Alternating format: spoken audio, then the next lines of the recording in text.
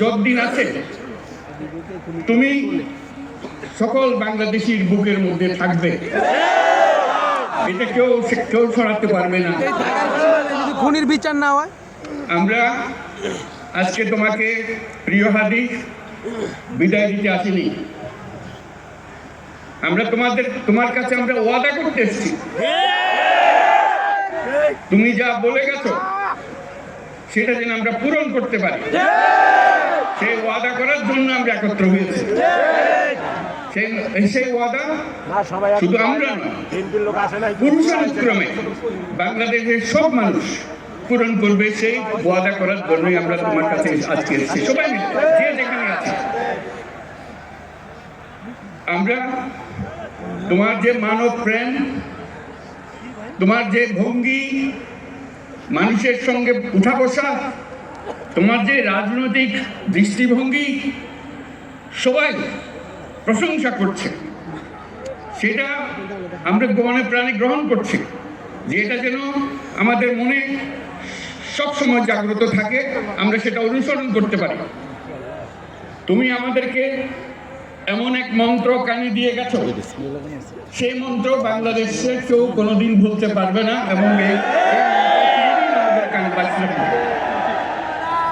সেই মন্ত্র বাংলাদেশের বড় মন্ত্র হয়ে আমাদের জাতির সঙ্গে সংযুক্ত থাকবে। তোমার মন্ত্র ছিল চলো বলবীর চির উন্নত মমশির। এই উন্নত মমশিরের যে মন্ত্র তুমি দিয়ে গেছো, সেটা বাংলাদেশি সন্তানের জন্মলগ্ন থেকে যতদিন সে বেঁচে থাকবে নিজের কাছে বলবে চল বলবীর চির উন্নত মমশির, আমাদের শির কখনো নত হবে না। সেই মন্ত্র তুমি আমাদেরকে দিয়ে গেছো, আমাদের সব কাজে সেটা আমরা প্রমাণ করবো। আমরা দুনিয়ার সামনে মাথা উঁচু করে চলবো, কারো কাছে মাথা নত করবো না। সেই মন্ত্র তুমি আমাদেরকে দিয়ে গেছো, আমরা সেটা পূরণ করে যাব।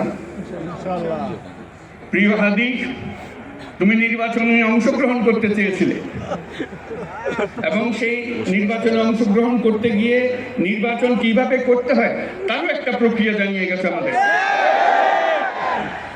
সেই প্রক্রিয়া যেন আমরা সবাই মিলে গ্রহণ করি, যে কিভাবে প্রচারণা কার্য চালাতে হয়, কিভাবে মানুষের কাছে যেতে হয়, কিভাবে মানুষকে কষ্ট না দিয়ে তার বক্তব্য প্রকাশ করতে হয়, কিভাবে বিনীতভাবে মানুষের কাছে আসতে হয়, সবকিছু তুমি শিক্ষা দিয়ে গেছো।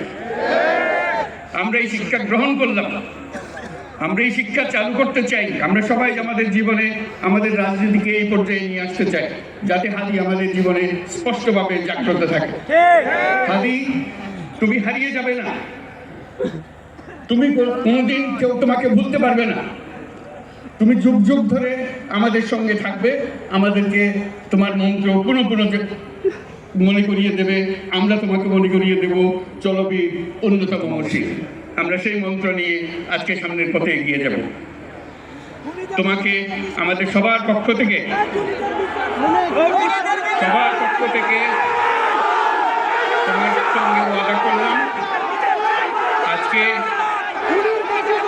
আজকে তোমাকে আল্লাহর হাতে আমানত রেখে গেলাম।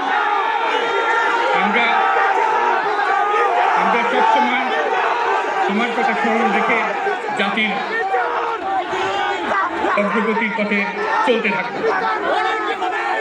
ধন্যবাদ সবাই।